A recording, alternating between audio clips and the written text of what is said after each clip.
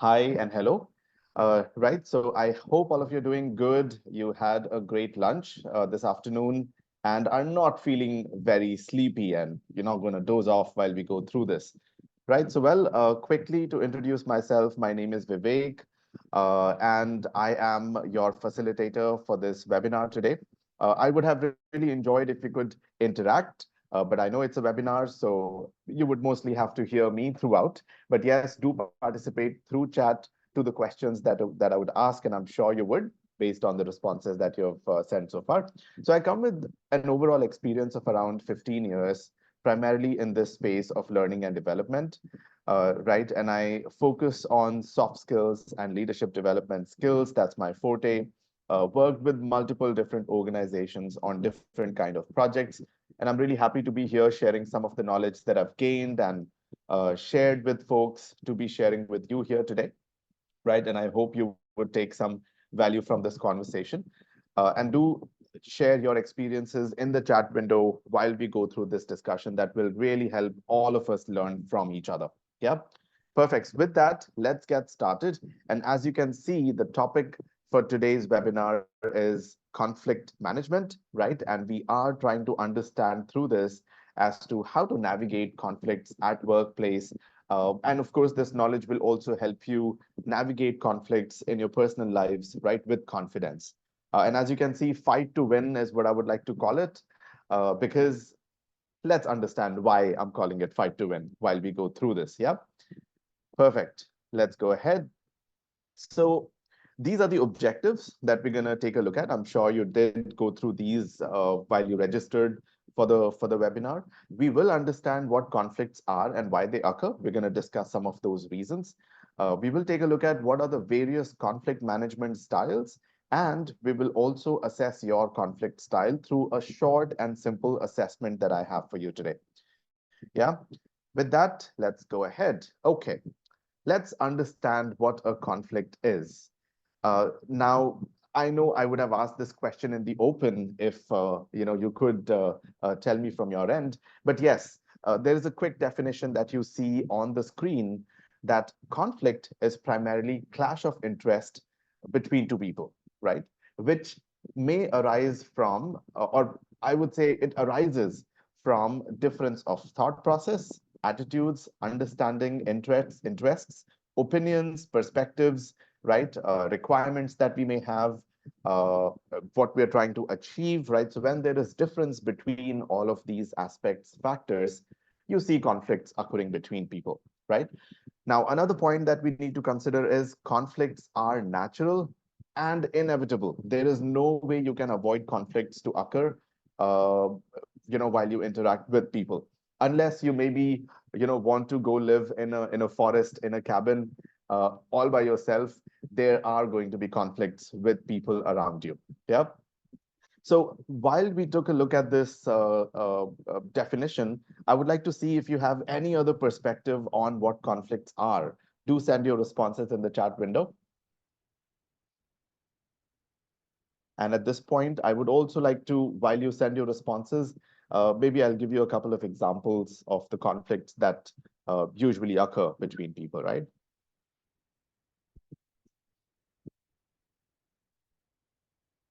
So while the responses come in, let's think about, and I'm sure all of you would have gone through this while you're working with your colleagues at work.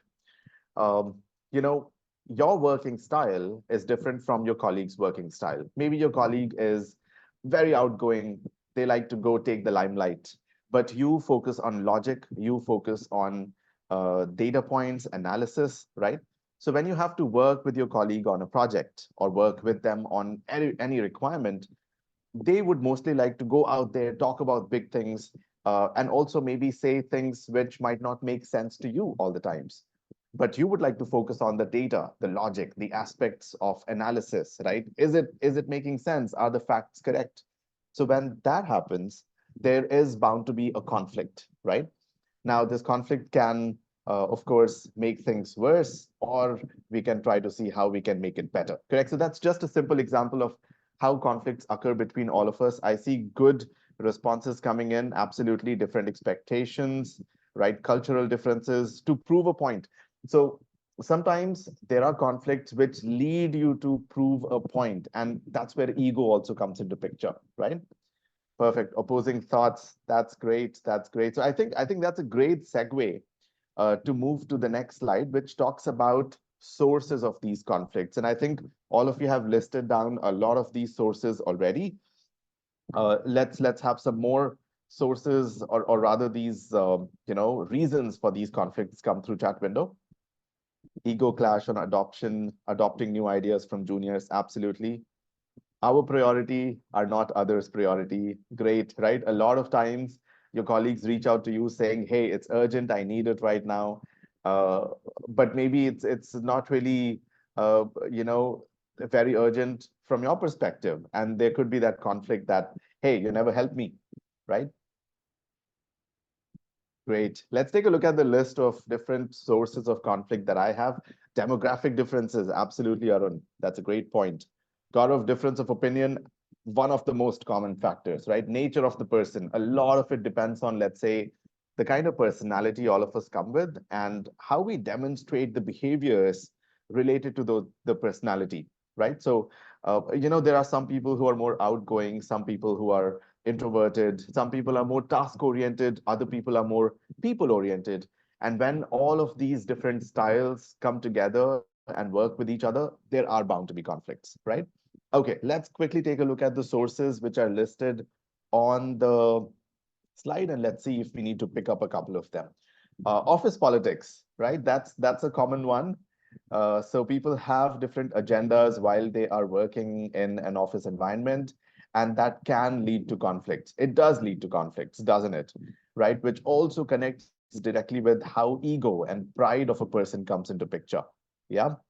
Work allocation and responsibilities. So let's say um, your manager, your boss, allocates work with a little bit of bias, or maybe from your perspective, it looks like there is bias in the way the work is allocated. Good projects are given to someone else in your team, and maybe not so important projects are given to you, right? And that's where you would have that conflict with your boss, correct? Nature of a person, absolutely, that's what style and character of a person, the work style talks about. Workload and changes, let's say there is a change, and I think all of us would agree with this right now with AI coming into picture. A lot of organizations are going through this change, and you have to upskill yourself. The way teams are structured, the way teams function, that's changing. And you would see that there is this pressure from your boss, from the senior executives, to make these changes within the teams, right? And these changes are always not very easy to go through. Uh, Adds to the workload, and this definitely leads to conflicts between you, your senior colleagues, your juniors, maybe if you're the one who are trying to make these changes, and your boss, right? Assumptions, that's another important one. Let's say a lot of times, we assume that somebody might have a particular intent behind doing something, right? Maybe we feel that someone is doing something or talking more in a particular meeting because they want limelight, because they want credit for something that was done by the team. But that not might be the case. It could just be that person's outgoing nature. Correct. So a lot of sometimes the assumptions can create a lot of conflicts, and that's where communication plays a key role, right? Okay, designation casteism. So of course we are, Shashank, when you mentioned designation casteism, we are talking about biases that exist, and of course, favoritism and bias, perception of justice, that leads to a lot of these conflicts at workplace, correct? Okay, of course, we have cultural differences. I think in India, we can always talk about the North India, South India cultural difference that we keep talking about, and it leads to a lot of those groups, a lot of those interactions, and the way those interactions happen, right? So cultural differences do play a role. And if I have to talk about cultural differences, there's a lot of bias that also connects with cultural differences while we are interacting with other people, leading to these conflicts, correct? So well, the point is, and this is one of the most basic points which relates to bias, which relates to cultural differences that we see, different working styles that we come across, right? The point is never to assume anything, not to create a stereotype about the other person, it's always good to try to gather some more facts, try to gather more, have more interaction, have that conversation and communication, and that will help all of us get more clarity and reduce these assumptions, right? Okay. Poor communication, that can also lead to conflicts. Let's say if I am not very good with how I express my opinions, and maybe I'm not really good with my language, which I need to speak while interacting with others, right? That can also lead to misunderstanding. And then, uh, of course, conflict. Apples and pears, prioritization of work, right? So when we start to compare people, hey, this person is better, that person is not, that can also sometimes lead to creating those ideas and head stereotypes, and again lead to conflicts. Yeah, perfect. I'm sure the style and character is something that a lot of us would relate to. Dominating behavior of certain colleagues definitely leads to conflict, right? And if I have to quote my personal examples, this is something which I have always faced working with different people. Uh, I have more of a collaborative kind of a behavior. I care about the relationship that I maintain with the other person. But then if there is someone in the team or someone I'm working with who comes with a bit dominating behavior and tries to give you commands instead of working together, that's where I see that very clear conflict in my mind, and it's very difficult to work with these people after that. But then it's also important to understand how we're going to make it work. Otherwise, we're not going to reach anywhere. Okay, so let's go ahead and let's take a look at this question that I have for you. Uh, well, yeah, are conflicts good or bad? Give me a yes or a no in the chat window.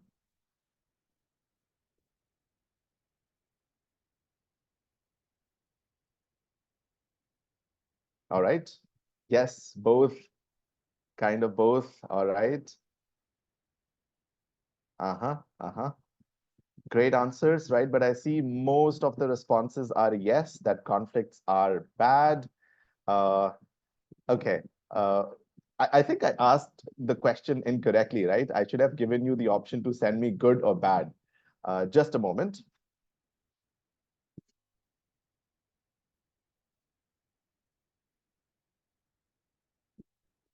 All right. Great. I see conflicts are not good. Okay. Okay. Great points. So, well, let's talk a little bit about this. We looked at that, sometime back we saw that conflicts are natural. They are going to occur. So we cannot do away with them, right? Now, are conflicts good or bad is something that we can talk about. Now, conflict itself is definitely not good or bad. They can either be negative or positive based on how people are taking these conflicts, right? Let's say there is a conflict between me and you, and we take it on ego, and we trying to prove a point. Who's better? Who's doing better, right? Who is going to win this? If that's the attitude that we go with, it is definitely the negative consequence that we're looking at, right? So it's the consequence that we reach through the conflict, which is bad. Yep. Now, that's where conflicts are all about both the parties involved or everyone who's involved in that party, right? It involves all of them. It's all about, the whole group understanding this and working together. You can, of course, try from your end, but then if the other person still works with their ego, of course, you might not be able to make sense out of this conflict, correct? And that's where it might turn bad. Okay, so let's talk about this through this beautiful kind of a story that I have for you. And we will look at this through a representation of images. Okay, now you see two donkeys here, and the donkeys are tied to each other. In the first image, you would see the donkeys are looking at a stack of hay, right? Their own individual stack of hays, which they want to, of course, now go eat, correct? Now they're tied with a rope, a string, which is not long enough that both of them reach their stack of hay from the center point, correct? And that's why you would see they're struggling. And this very clearly shows how if people have different opinions, right, different perspectives, that can lead to conflicts very easily because we are not looking at the same thing, correct? But at the same time, because of this conflict, are the donkeys able to achieve anything here? Give me a yes or a no. No, right? Absolutely. That's right. Now, a twist in the story could be, and this is where management of conflicts comes into picture, right? Let's say the donkeys kind of stop, think about it. Hey, you know what? We have two stacks of hay and we both are not able to reach it, right? So how do our goals align? And maybe, they can decide that they will share the stack of hay and eat it together. A teamwork is going to play a role here, correct? And that way they both get to achieve what they want to achieve. Now, the terms could also be different, that maybe donkey A eats one stack first, donkey B eats the second stack, if these are two different stacks, but then you can still work together and achieve the goal, correct? And that's what conflict management is all about. So there are two terms that we're going to look at now. Um, Something called dysfunctional conflict and functional conflict. What you see in the first half of this image, uh, that's more of a dysfunctional conflict, right? Just a moment. Vinod has a question. What happens if the situation is to identify which stack is going to get finished first? Okay, that's a brilliant question. But Vinod, I would like you to explain that a little bit more. Elaborate as to what do you mean identify which stack is going to get finished first? You mean the size of the stack? Well, so all of that can go into the discussion, the terms that you're going to follow so that you can work together and get to eat it. Yeah. If that answers the question. Okay. So going back to dysfunctional conflict and functional conflict. Now, in the first image, it's more of a dysfunction that resulted from this conflict, and both of them were not able to achieve anything. In the second image, you see they are able to make it work, and that's where functional conflict comes into picture, right? So the decision is up to the people involved to either make it dysfunctional or functional. So let's break this down further from workplace perspective.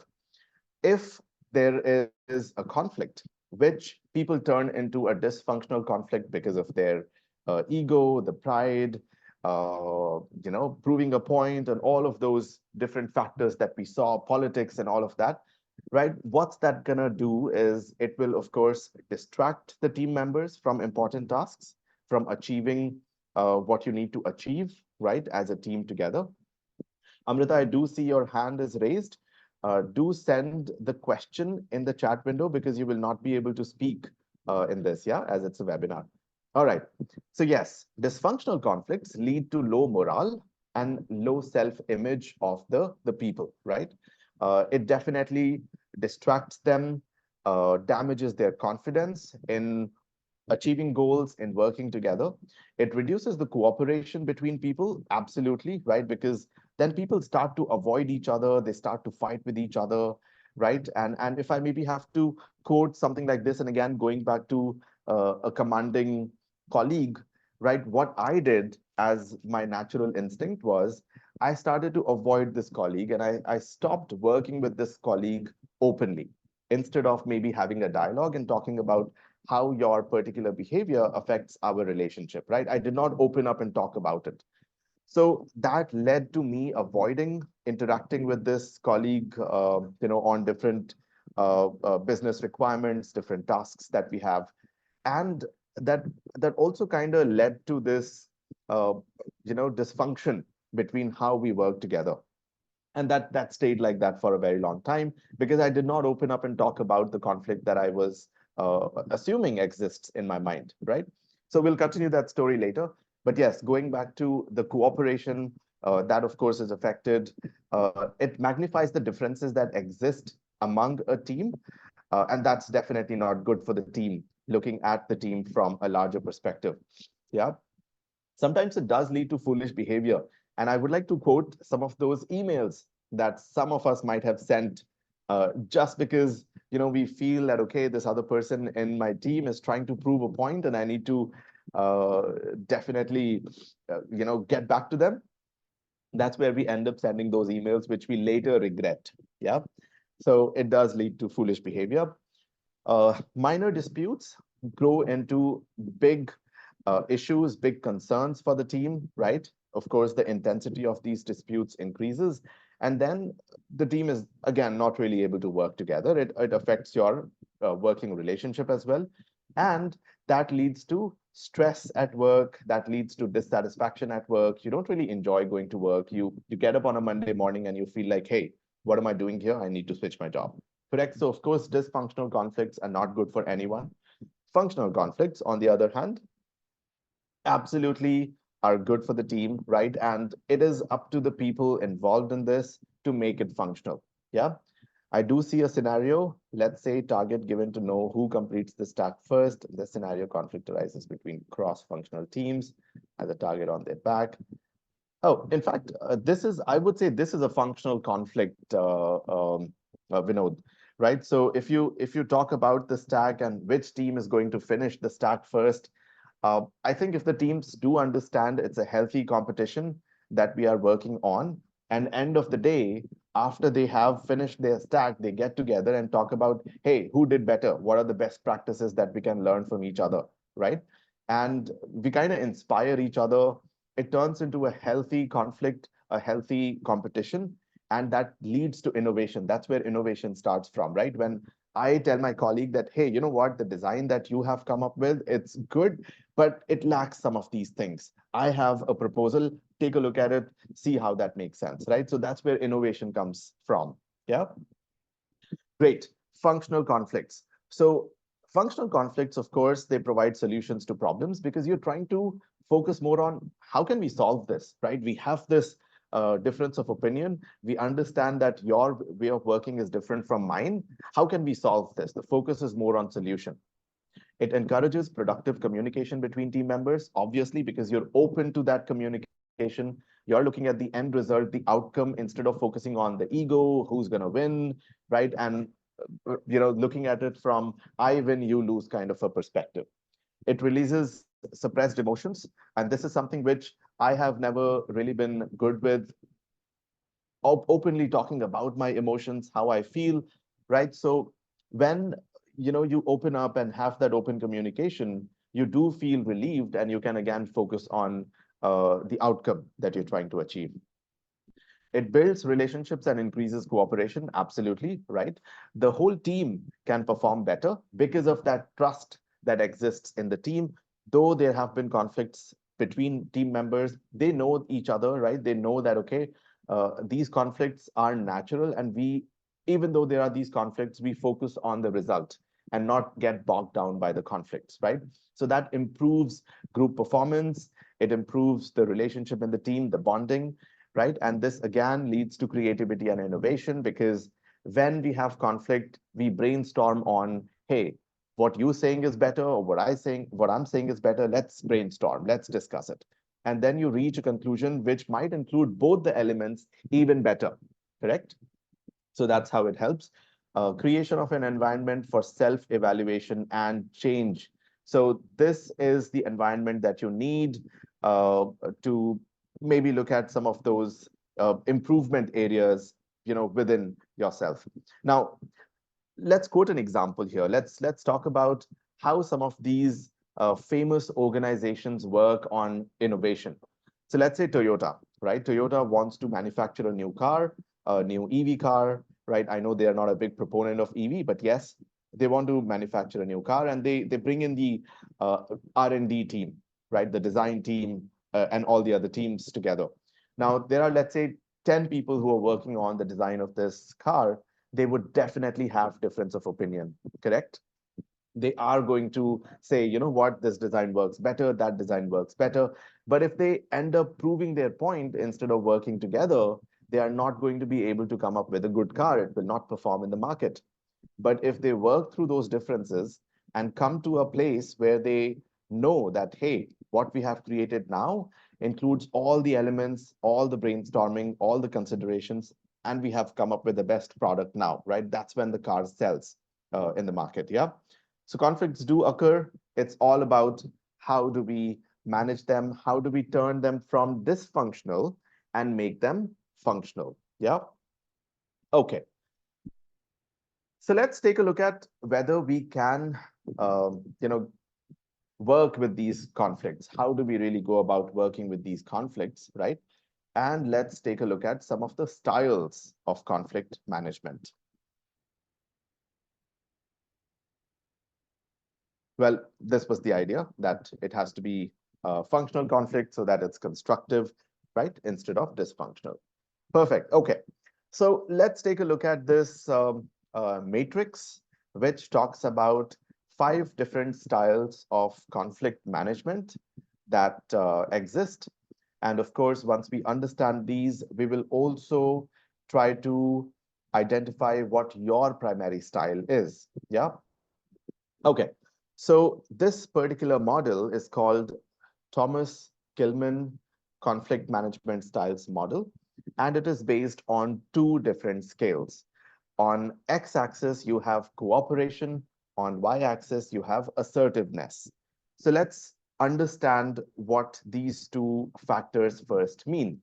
Cooperation, of course, is how ready you are to cooperate with the other person with who you have the conflict, or how not ready you are, right? So if you are towards the center point, right, towards the left of the x-axis, you are not ready to cooperate. The more you move towards the right, the more open you become to cooperate with other people, right? So that's on your x-axis. On your y-axis, you have assertiveness, and this is where, towards the bottom, you are very less assertive. You do not really tell people, hey, this is what I believe in, and I think that's right? You don't stand your point. You can easily just agree with other person's point of view, or you just avoid talking about it, right? And when you are highly assertive, you tell people, hey, I get your point, but this is what I believe is correct. And I think we should give it a shot, right? So you are telling them that this is what it is, correct? So that's the scale of assertiveness on y-axis. Now, there are 5 styles, correct, which you see on the screen. The first style is competing style, where assertiveness is more, cooperation is less. So this is where the person is focusing more on, let's do it my way, otherwise I don't give a damn, right? I have to win in this, my approach is better. So there is a lot of that thought process into picture here. Just a moment, I'm not able to scroll down on this chat window. I see Mildred's comment here. Yep. What's your opinion on navigating conflicts between different generations? That's a great point, Mildred. Let's pick up that question towards the end of it. Yeah. And I think the styles that we're discussing will help you get the answer to that question already. Now, of course, conflicts occur between generations, between the same generations, but end of the day, the styles that you use to navigate through these conflicts are these 5 primarily, right? And how you approach it is what we will briefly take a look at. Right, so competing style is where there is high assertiveness and low cooperation. Avoidant style is where there is low assertiveness, low cooperation. And this is where you just say, you know what, this conflict is not even worth it. I don't want to get into this. Accommodating style is where there is high cooperation. You're ready to accommodate to what the other person needs, what their point of view is, and what they want to do, as compared to being assertive on your needs, right? Your point of view. So there is low assertiveness, high cooperation, that's accommodative style. And then we have collaborative style, where there is high assertiveness, there is high cooperation. And this is where you meet the person, somewhere at a place where it works for both of you. And it actually, leads to a good outcome from this, a good solution from this, correct? So high assertiveness, high cooperation, that's where collaborative management style comes into picture. And then compromising. This style lies somewhere midway, all of these. So this is where you try to meet the other person midway and you say, hey, you know what? This is what the conflict is. You would not be able to give up on this. I will not be able to give up on this. How about meeting somewhere mid ground and making it work for both of us, correct? So that's what compromising conflict management style is. To understand them a bit more, let's take a look at how we describe them. So competing style says, I'm right, you're wrong, it's my way or highway, correct? Avoidance style says, if I ignore the problem, it will go away. Why bother? And also, let me give you a couple of examples related to this. So competing style Uh, let's say, you know, you are in sales, correct? You're leading a team, sales team, and someone suggests a particular method to improve sales. Now, from your experience, you kind of know the requirement that you have is urgent, right? You need to close something quickly. And the suggestion that you're hearing is going to take longer to develop. It's going to take longer to achieve. And that's where you say, you know what, considering everything, it's not going to work. So right now, we're going to stick to uh, the conventional methods or what you're suggesting, correct? So in such situations where there is a crisis and you know you don't have time to work with the other styles because they take a little longer, you go for a decision, right? Of course, making the other person understand that this is why we're taking this decision, correct? Another example of this could be, let's say, you are in a meeting and someone comes and interrupts you midway. Now, that definitely is not the right way to interrupt someone, especially when you are talking in the meeting, correct? So you would just tell this person, hey, I'm in a meeting, I'm going to talk to you later. So that was a brief conflict that occurred, and you just said, my way is right, you get out, I don't want to talk to you right now, correct? So that's an example. Avoidant method, an example of this could be, let's say, when you work with a colleague who is senior, and again, they seem a bit commanding, right?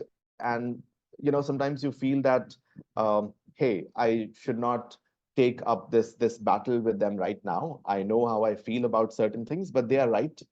They're coming with some good suggestion here. So let me just avoid how I feel right now, and in the long run, it would work better. Another example of this could be, let's say there was a skirmish that you had with your friend, right? Uh, Especially, I would say between guys, we experience this, right? So there is a small quarrel that you had with your friend. You just say, you know what, let it be. Let's not talk about it. And by tomorrow, it's going to be fine. So that's avoidant style of managing the conflict. But that not might be the case, because this might build in between you. I mean, this might build inside you, and it may lead, it may affect your relationship with this person later. Accommodating style is where you say, let's say you're, again, in the case where your manager said, let's go with this method because we don't have time. You're accommodating when you say, all right, we'll do that because right now we don't have time. There is crisis, correct? Another example of this could be, let's say you're working on deciding name of a new project, and there is a difference of opinion between team members.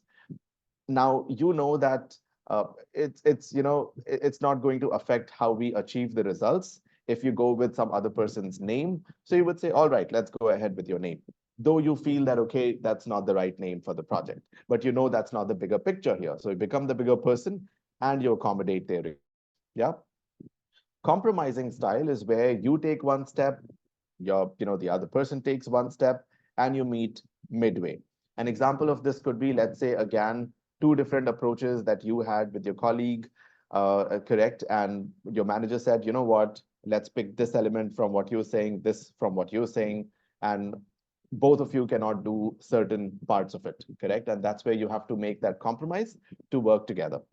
Collaborative style is the best out of all, right? Because here, all the parties are heard. It, of course, takes a little longer to achieve, as you can very clearly see, because you brainstorm, you talk about things, there is open communication, but then what you achieve, the solution that you achieve, it works for both the parties involved, and it goes the long way. And this is where innovation and creativity also kind of comes from. Yeah. Okay, perfect. Now, if I have to maybe give you example of the avoidant style that I chose earlier with one of the colleagues, right, later I realized, hey, this is not working for both of us because we need to work together, we need to achieve things, we need to show that, okay, together we are able to take care of these big projects. So I opened up, we had that communication, we spoke about how we can set boundaries, how we will have, let's say, different roles and responsibilities that we will take care of, different tasks. And we were able to create an environment where we started to collaborate, right? And we started to brainstorm and do things better. So that's how you can move from one to the other.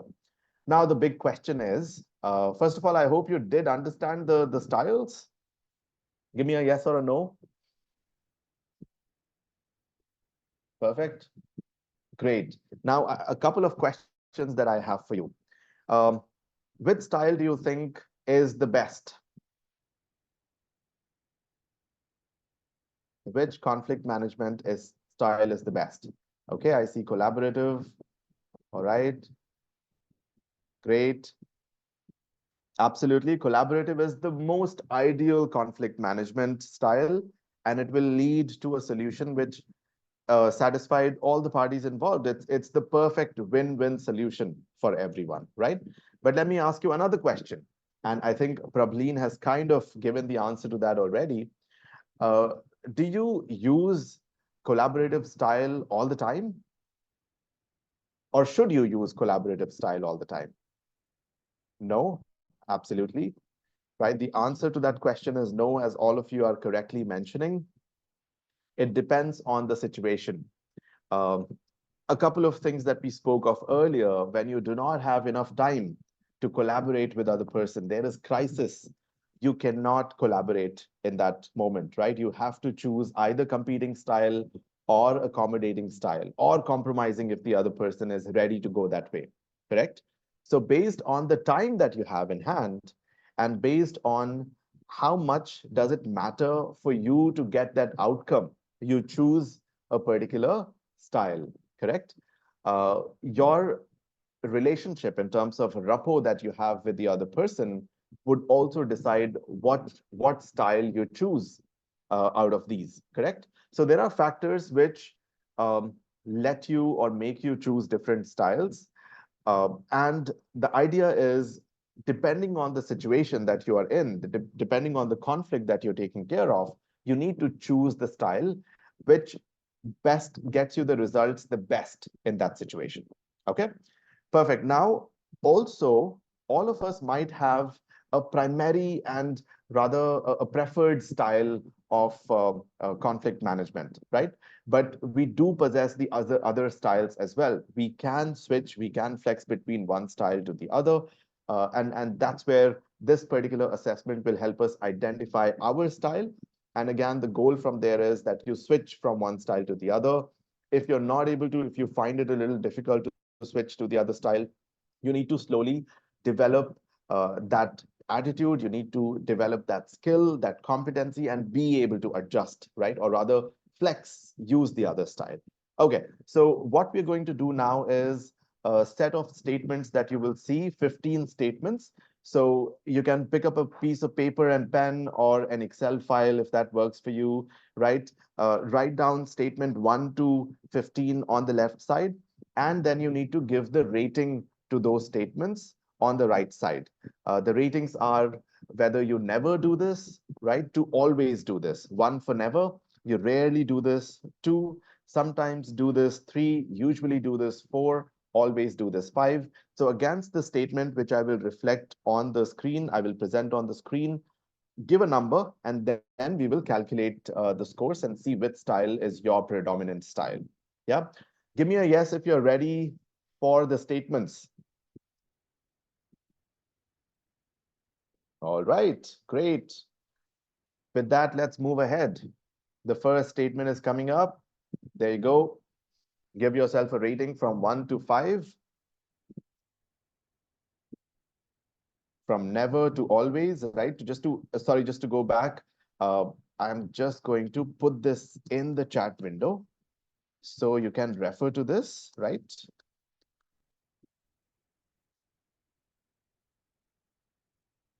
I would suggest not to use the chat window because then you will not be able to sum up your score. At the end of it, you need to sum up your score, right? So use a pen and paper, or you can also use a notepad. Just a second, I could not add the last one there. All right, 5 is always perfect. Okay, so sending this, and I'm also pinning this message so you all are able to see this. I hope I can pin it. No, I cannot pin it. So I would request nobody to really, send anything in the chat window so that you can take a look at this last message and refer to it. And now I'm bringing up the statements again. There you go, the first one.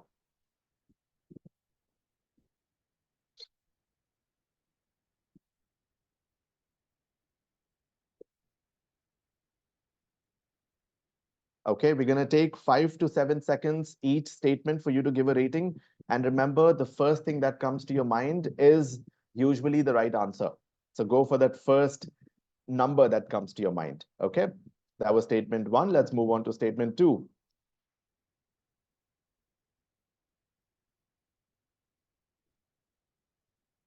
I can also read it if that helps. Statement two, in conflicts, I discuss the situation with all parties to try and find the best solution. Give yourself a rating, 1 to 5. Let's move to the next statement with that. Statement three, I use negotiation often to try and find a middle ground between the conflicted parties. Give yourself a rating, 1 to 5. Refer to the rating in the chat window. Next statement coming up. Number four, I know the best path to take and will argue it until others see that I'm correct.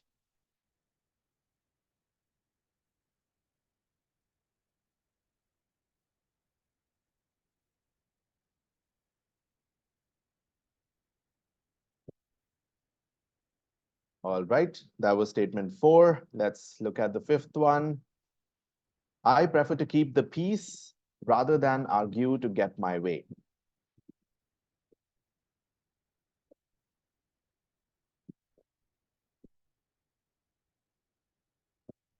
Right, let's bring up the next statement. There you go. I will keep disagreements to myself rather than bring them up. And while you answer this, just give me a second.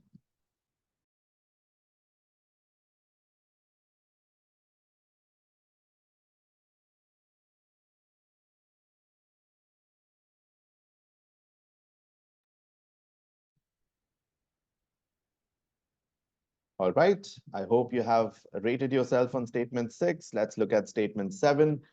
I find it best to keep communication active when there is a disagreement, so I can find a solution that works for everyone.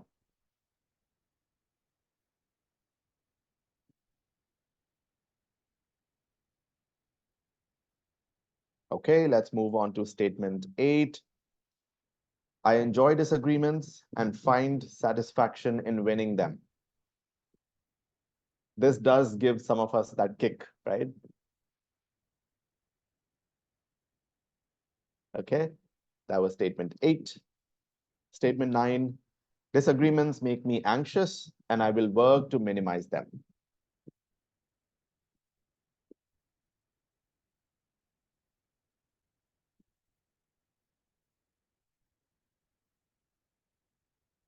Moving on to the next one.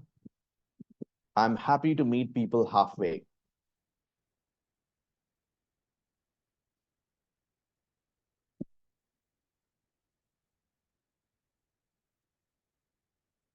All right, I hope you have rated statements from 6 to 10. I'll give you a few more seconds just to take a look at any statement that you might have missed. And then we will move on to the next set.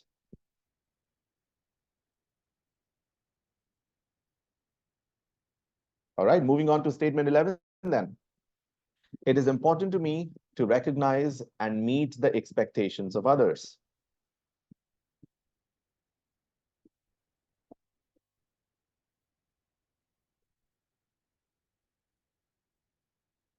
All right, let's move to the next statement, number 12. I pride myself on seeing all sides of a conflict and understanding all of the issues involved.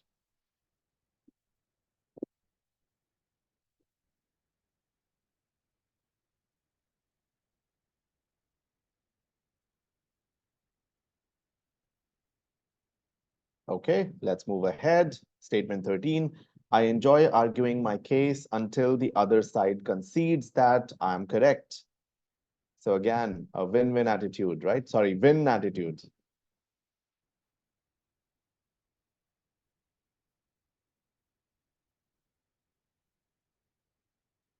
That's number 13. Moving on to 14. Conflict does not engage me.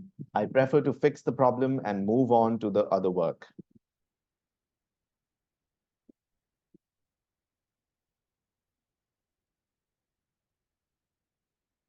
All right, that's statement 14 for you. And the last one is, I don't feel the need to argue my point of view. It is less stressful to agree with others.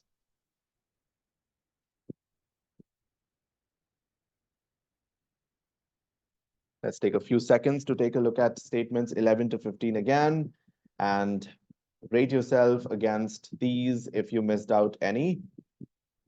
And once you're done, let me know. Give me a yes in the chat window.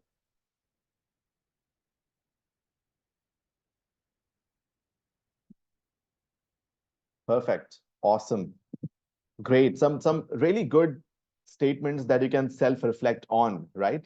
The statements themselves kind of now very easily give you an indication as to which style you're following, if that's the statement that you go with, right? And if you've rated yourself always or higher on that statement.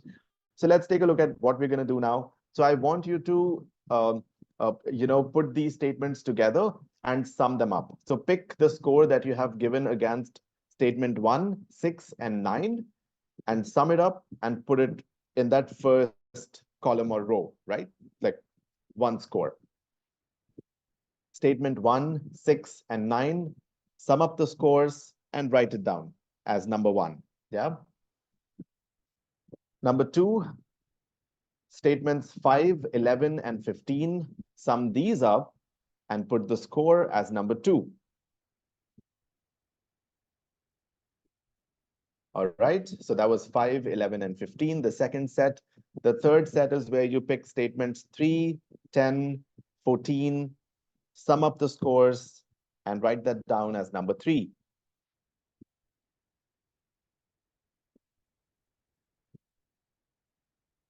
All right, the next one is the set of statements 4, 8, and 13. Sum up the score, and that's your next score. Yeah, number 4. And the last one is where you take statements 2, 7, and 12, sum them up, and that's your 5th score. I'll give you a few seconds to do this, and then we will take a look at what your predominant style is.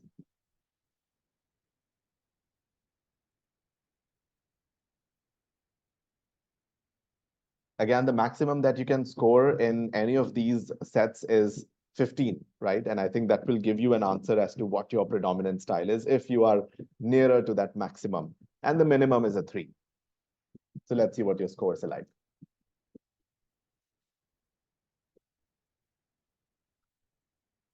Sure, Richa, absolutely.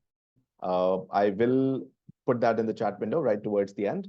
Okay, so if you're done summing up your scores and totaling them, let's take a look at your style, right? So if your first score is highest, right? So look at all the 5 scores, whichever is the highest, just check the style against it. And that's your predominant style, right? And again, going back to the discussion that we had, you mostly would have a preferred predominant style, but that does not mean you do not have other styles.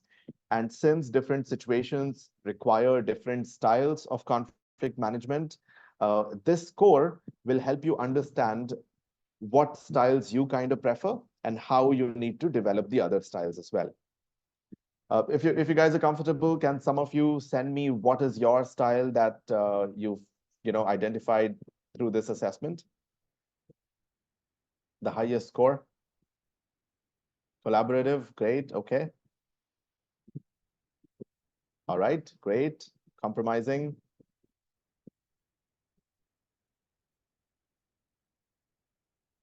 Oh, great. So that's collaborative style there. I saw the scores. A lot of collaborative and compromising coming up. That's nice. Okay. Anyone who got an avoidance style or accommodating? Okay, perfect. Thank you. Thank you for sharing that, Suleiman. All right. Accommodating. Competing. All right, perfect. Great, great. I see almost all of these styles coming through in the chat window now, right? So this gives you a view of what is your predominant style, and then you need to now start to look at the other styles and see how you need to develop them while you interact with others, while you're managing these conflicts, right? So let's go ahead. I have a quick video for you to take a look at some of the examples as per these styles and see how we work through these, right? So this is from the famous Friends series, right? Different sections that have been picked. Take a look at it now.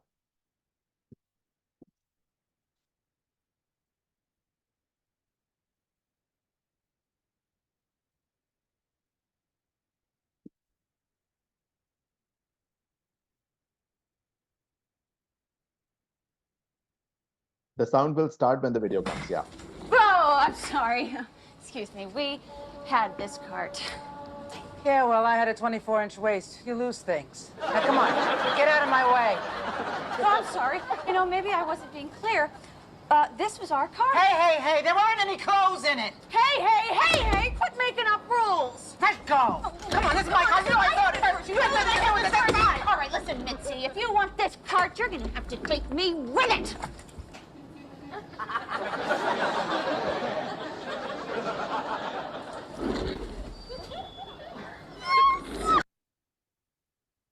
That was competing style, and sometimes you need to use it.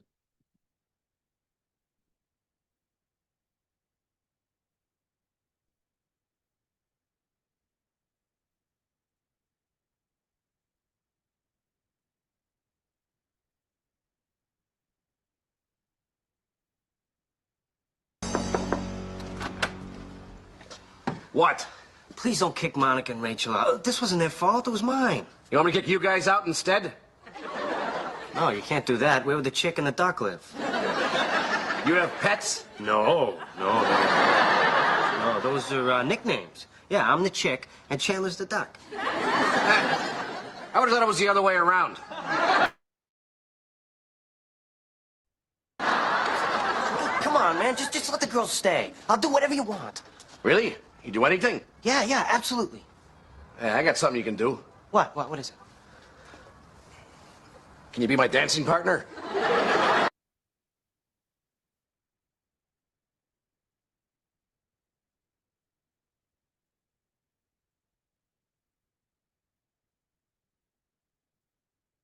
No, we're gonna split it. You take half and I take half. Well, that's not fair. You've already had some. Well, oh, then you know what? I think Monica would be very interested to know that you called her cheesecake dry and mealy. What do we use to split it? Okay. All right, pick a half. Okay. Well, this side looks bigger. There's more crust on this side. Yeah. So maybe if I measure. Oh, for God's sake, just pick a piece. All right, pick that. So the smaller piece.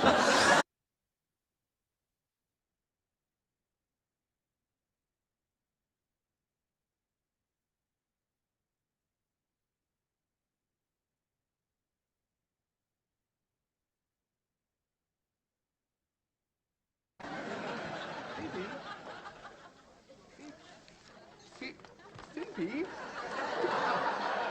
Come on. Oh, I'm sorry, I didn't see you there. Phoebe, are you mad at me or something? Because if you are, please tell me what it is I did. Well, if you don't know, I can't help you. Well, I don't know. Well, I can't help you.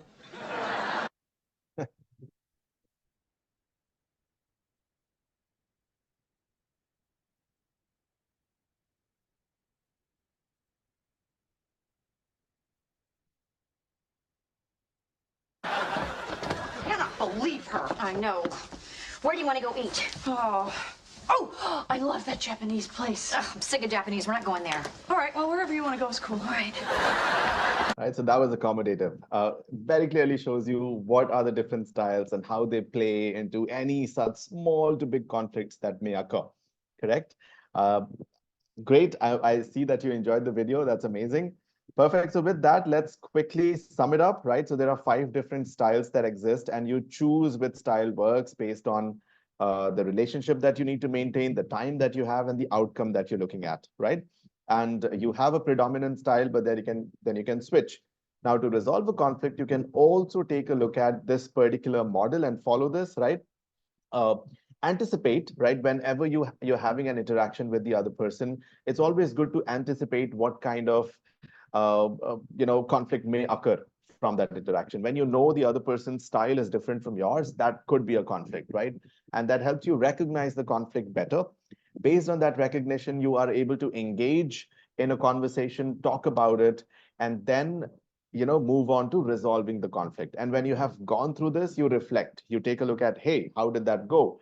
Was I able to switch my style, reflect, flex my style to make it work for the outcome that I needed, also without affecting my relationship with the other person, right? So this is you can say, uh, what is that word? A framework that you can follow, right? Anticipate, recognize, engage, resolve, and reflect to take care of or resolve any conflict.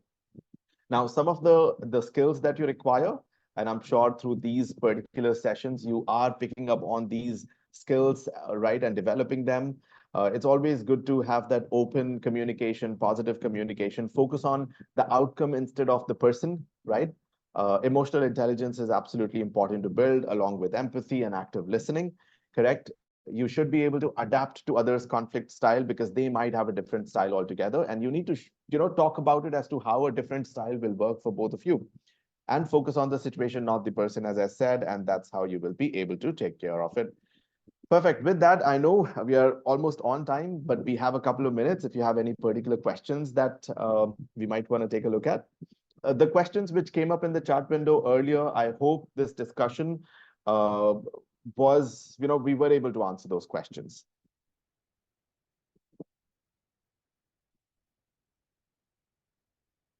How do we get someone who will come to you as a manager with an interpersonal conflict, but is unwilling to address the conflict directly with the person? Okay, it just moved up. All right, conflict directly with the other person.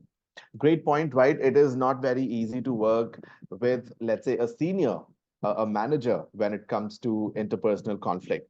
So first of all, you need to understand what's causing this conflict, right? That's where you need to start from. And when you say the other person is unwilling to address the conflict, that means they are avoidant style, right? And the first challenge for you is to kind of maybe talk their language from your end, openly talk about, hey, I do know that this is what exists as a conflict between us, right? And this would be like addressing the elephant. And then, maybe you tell the other person, I do understand that, you know, maybe you are not looking at it the same way as I am. Think talking about this will help me perform better, right? So I think again, you can focus on your understanding or how the conflict is affecting you and try to talk instead of maybe trying to talking about maybe how they are avoiding it. Yeah. And the whole thing is starting that conversation, only then you will be able to break the ice and understand what they're thinking, right? Maybe you can ask them questions. I've noticed that when something like this happens, you do not talk about it. So is there something which concerns me? So is there something that I need to know? Correct. So you can ask such questions. Try to understand what's going on instead of making assumptions. Yeah. Okay. Can you go back to previous slide? All right, Muthukumar. This one.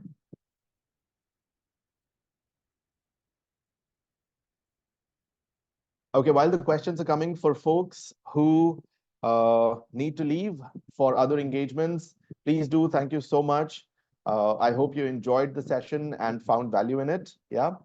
How do you deal with angry clients based on your opinion in respect to conflict? Okay, angry clients. So first of all, active listening is what helps. Empathy is what helps, right? Once you have let them vent out their anger, right? And then you empathize that, hey, I understand where you're coming from, and I do see these are the concerns that you're talking about, right?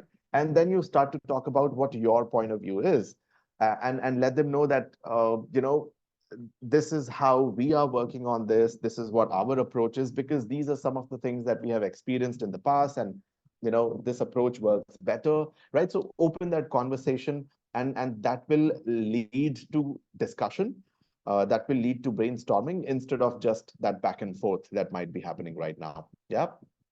Also build some rapport with these angry clients. Don't always talk about work, talk about what they love to do, right? Maybe there could be a hobby. Maybe they like cricket just like the way you do, or they like to travel to mountains as you do. And when you connect at a point like this, it becomes easy for you to open up and talk about things. Rapport has always helped me have these conversations, so give that a shot too. Okay, perfect. With that, thank you so much, everyone. Have a great rest of the evening and a great week ahead. So talk to you later. Bye-bye.